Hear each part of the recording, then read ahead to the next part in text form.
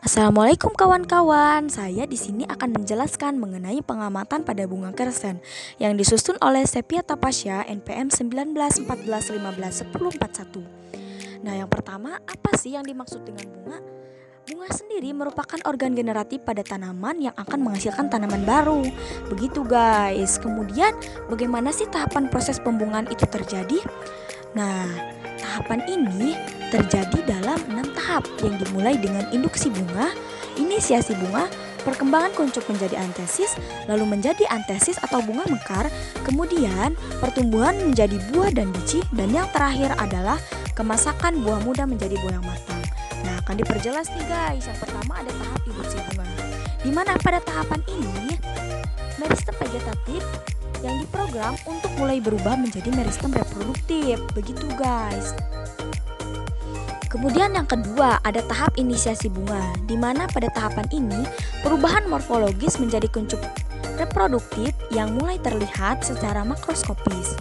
Dan pengamatan ini merupakan pengamatan di hari pertama yang dapat terlihat pada gambar berikut, di mana kuncup 1, 2, dan 3 memiliki persamaan.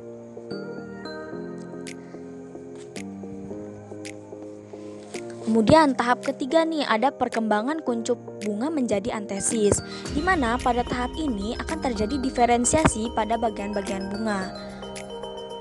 Proses ini merupakan proses megasporogenesis dan mikrosporogenesis yang akan menghasilkan organ reproduktif yang matang pada gamet jantan dan betina.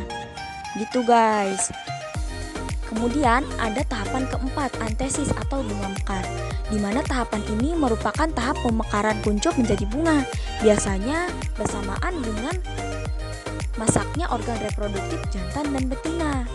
Begitu guys, seperti pada bunga 1, 2, dan 3, gambar bunga mekar itu terjadi pada pengamatan di hari ketiga sampai hari kelima.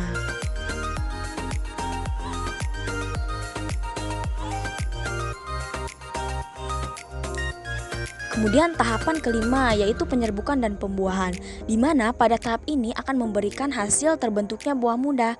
Namun sebelum terbentuknya buah muda, biasanya mahkota pada bunga tersebut akan rontok terlebih dahulu, seperti terlihat pada gambar 1, 2, dan 3. Gambar tersebut didapat pada pengamatan di hari ke-5 sampai hari ke-7 dari pengamatan pertama. Dan yang terakhir nih guys, yaitu perkembangan buah muda menjadi kemasakan buah dan biji, di mana pada tahapan ini buah yang merupakan hasil dari pembesaran bakal buah akan semakin besar seiring berjalannya waktu, dan biasanya disertai dengan membesarnya cadangan makanan atau endosperm yang terdapat pada buah muda. Seperti terlihat pada gambar, tahapan tersebut buah muda pada hari ke-6 dan 16 telah mengalami penambahan atau pembesaran pada endospermnya yang kemudian akan menghasilkan buah masak yang berwarna merah. Begitu guys. Kemudian proses pembungaan ini tidak lepas dari pengaruh dua faktor besar, yaitu faktor eksternal dan faktor internal, di mana faktor eksternalnya itu terdiri dari suhu, cahaya, kelembaban, dan unsur hara.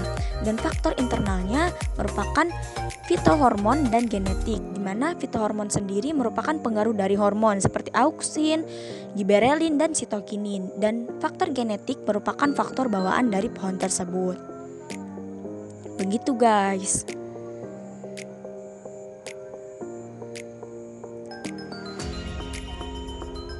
Kemudian untuk waktu yang dibutuhkan untuk proses pembungaan pada bunga kersen ini relatif singkat guys, hanya berkisar pada 4 hingga 7 hari saja hingga munculnya buah muda.